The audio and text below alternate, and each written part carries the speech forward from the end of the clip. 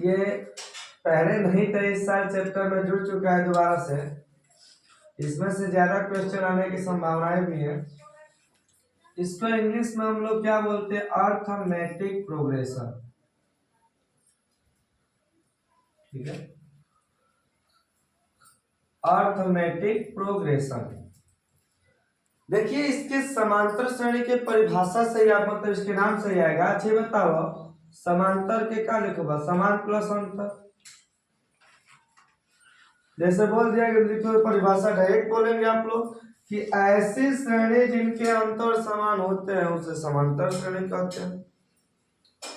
ऐसे श्रेणी जिनके अंतर समान होते हैं उसे समांतर श्रेणी कहते हैं।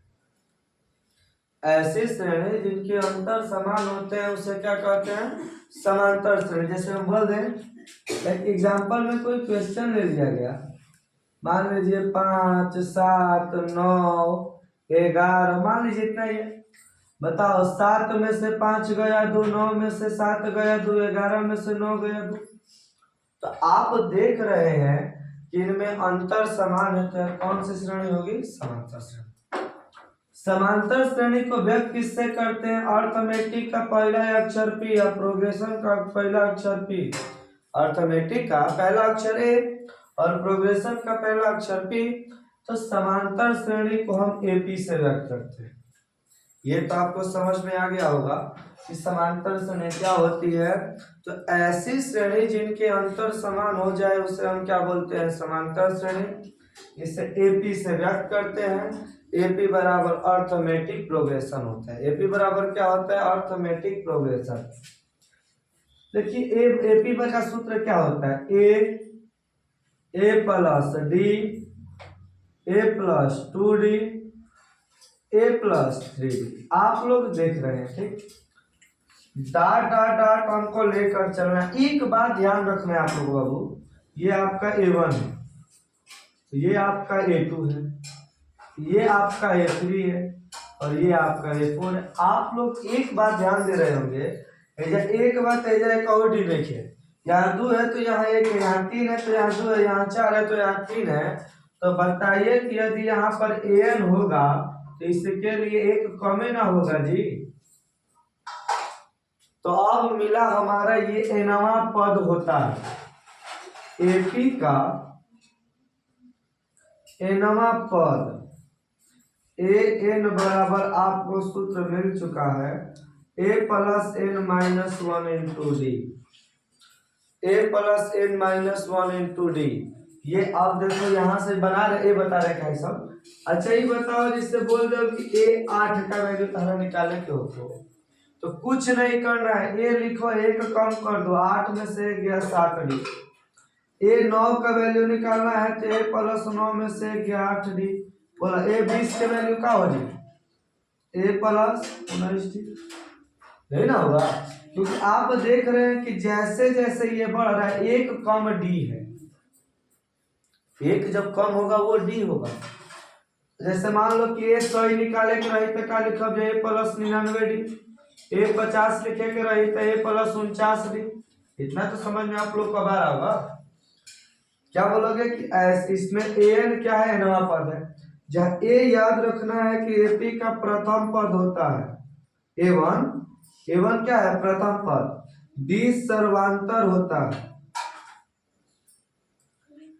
d क्या होता है जी? सर्वांतर होता है। d क्या होता है? सर्वांतर। आज केवल इसके बारे में इंट्रोडक्शन किया जाएगा और कल से इसका एक्सरसाइज किया जाएगा। मतलब थोड़ा जल्दी जल्दी पढ़ा जाए क्योंकि टाइम हम लोग के पास कम है, ठीक है? a बराबर प्रथम पद, d बराबर सर्वांतर। देखो सर्वांतर के फुल मतलब संधि विच्छेद करबो तो सर्व प्लस अंतर, सर्वांतर, यानी सभी का अंतर ही सर्वांतर कहलाता है। दूसरा समांतर श्रेणी की परिभाषा बोल सकते हो कि ऐसी श्रेणी जिनके सर्वांतर समान हो। ऐसी श्रेणी जिनके सर्वांतर समान हो उसे भी समांतर श्रेणी कहते हैं, या ऐसी श्रेणी जिनके अंतर समान हो उसे क्या कहते हैं? सर्वांतर। अच्छा की बताइए, जैसे d का वैल्यू निकाला जाए a2 माइनस a1, मैंने अगला माइनस पहला याद रखे के बाद हमेशा अगला माइनस पहला हम सीधे कर रहे हैं। a2 के जगह पर है a प्लस d, a1 की जगह यहाँ पर a से a कैंसिल, d आई कि नहीं। यदि हम A3 में से A2 घटा दें, ये भी हो सकता है। A3 की जगह यहाँ पर A plus 2D, minus A plus minus minus A से कैंसिल 2D, देख रहे हैं आप लोग। यदि हम A4 में से A3 घटा दें, A4 की जगह यहाँ पर A plus 3D, minus A minus 2D, A3 की जगह पर A प्लस 2D होगा, माइनस साइन कर दीजिएगा, A से कैंसिल 3 में से 2D। आप देख रहे हैं ना कि अगला में से पहला घटा रहे हैं तो हमेशा क्या आ रहा है, D। तो D बराबर आपका फॉर्मूला होता है सर्वांतर बराबर A2 माइनस A1 बराबर A3 माइनस A2 बराबर A4 माइनस A3। ये डाट डाट डाट चला जाएगा, ठीक है। अब देखिए इसमें आपको पहचानने के लिए आता है कि बताइए समांतर श्रेणी में है या नहीं। तो जब ये वाला बने अगला में से पहला घटाइए, अगला में से पहला घटाइए, यदि अंतर समान आ रहा है, समांतर समान आ रहा है तो आपके एपी है, और यदि अंतर समान नहीं आएगा तो आपका एपी नहीं होगा। इतना तो आपको समझ में आ गया। जैसे एग्जांपल में हम आपसे बोल रहे हैं, ठीक है, कि 4, 8, 12, 16, 20, बताइए यह कौन सी श्रेणी है। डी बराबर निकलबा 8 में से 4 गैलन 4, अरे A1 A2 A3 A4 A5, यही ना होगा। ए आपका प्रथम पद डी सर्वांतर, बोला 12 में से 8 गैलन 4, 16 में से 12 गया 4 और 20 में से 16 गया 4। आप देख रहे हैं कि सभी में हमारा अंतर बराबर है, तो अतः यह क्या है, एपी है, ठीक है। आप जैसे क्वेश्चन बोल दिएगा 3, 5, 8, 9 ऐसे बोल दिएगा। 5 में से 3 गया 2, 8 में से 5 गया 3, 9 में से 8 गया है। तो देख रहे हैं अंतर ये अलग अलग है ना, और जब अंतर अलग अलग आया तो ये आपका एपी नहीं होगा। समझ में आ रहा हो आप लोग को कि यदि अंतर निकालोगे समान होगा तो एपी होगा, यदि अंतर निकाले और यदि मतलब क्या अलग अलग होगा तो आपका एपी नहीं होगा, वो अलग श्रेणी होगी, उसकी बात अलग की जाएगी। आप अगली कक्षाओं में पढ़ोगे सब श्रेणियों के बारे में, आपको केवल अभी पढ़ना है तो एपी। जैसे हम बोल रहे हैं, ये भी हो सकता है कि यदि ए बराबर 6 और बी बराबर मान लीजिए बोल दिया गया 5, हो सकता है क्वेश्चन बोल दी कि बताओ ए 30 का वैल्यू ज्ञात कीजिए। इस पे सवाल किया जाएगा कल, आज क्यों देखिए। ए 30 का वैल्यू ज्ञात करोगे तो क्या होगा, ए 30 बराबर पहले सूत्र लिखा है प्लस 29D। इसका हम लोग आवश्यकता है नहीं, यदि ये वाला आपको समझ में आ गया होगा तो ए लिखो, उसके बाद जितना संख्या उससे कम। ए के मान कितना बा 6 प्लस 29 गुणे 5, 6 प्लस 9 बचे 45 में 145 हो जाएगा का। हल कर दोगे तो 151 आंसर, यही आपका करेक्ट आंसर हो जाएगा।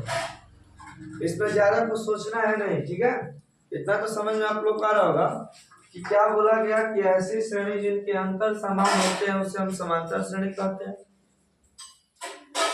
इनमें ए क्या होता है, देखो एपी का सूत्र यही होता है, A plus 2D A plus D A plus 2D A plus 3D A plus 4D A plus 5D A plus 6D A plus 7D dot dot dot A plus 1 minus 1 into D तक। N देखो जैसे A1 A2 A3 A4, देख लो ये 2 बातें जा एक है, 3 बातें जा 2 है, 4 बातें 3, तो ये n बातें जा घटेगा ना। यहाँ से एक हो गया, इतना तो समझ में आप लोग का हो गया, कोई प्रॉब्लम नहीं है किसी को। आगे मतलब अब हम लोग देखिए समांतर श्रेणी में अब हम लोग पढ़ेंगे n पदों का योगफल। केवल आप लोग को पेपर के लिए पढ़ाया जाएगा, ठीक है, क्योंकि टाइम अब हम लोगों के पास बहुत कम है। n पदों का योगफल, देखो n जैसे nवां पद निकालने को कहेगा, nवां पद तो कई जगह tn बोला जाता है, कई जगह n बोला जाता है, ऐसे कोई डिस्टर्ब नहीं होगा के है ना। n पदों का योगफल निकालना है तो इसको हम Sn से व्यक्त करते हैं। एक Sn बराबर फार्मूला होता है, n पदों का योगफल का फार्मूला होता है n/2 ब्रैकेट में 2a plus n minus 1 into D. Sn बराबर फार्मूला क्या होता है जी, n/2 ब्रैकेट में 2a plus n minus 1 into D. देखिए जहाँ n क्या है, पदों की संख्या, आपने अभी पढ़ा ए आपका प्रथम पद डी सर्वांतर और अंतर ही सर्वांतर है। अब देखो एक और फार्मूला मिल सकता है हम लोग को, एस एन बराबर एन बाई टू। अच्छा ये बताओ टू ए के हम ए प्लस ए लिख सकेंगे plus N minus one into D होगा ना।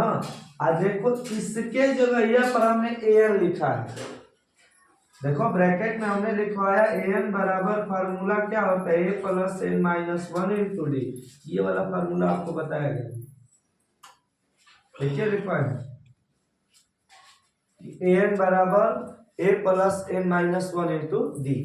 तो अब बताओ कि एस एन बराबर N by two A plus इस पूरे के जगह पर हम एन लिख सकते हैं कि नहीं लिख सकते हैं, ठीक है। जहां एन बराबर क्या है एनवा पद और ए क्या है जी प्रथम पद, दोबारा से लिख दे रहे हैं। और जब डी की बात आएगी तो ये सर्वांतर होगा और डी बराबर सर्वांतर तो डी बराबर अगला माइनस पहला रट लो, काम खत्म। यही समांतर श्रेणी में है, उसके बाद और कुछ नहीं पढ़ना है। इसमें आपको अब सवाल कराना है, बस सवाल कराया जाएगा, ठीक है। तो कल से एक्सरसाइज सवाल स्टार्ट किया जाए।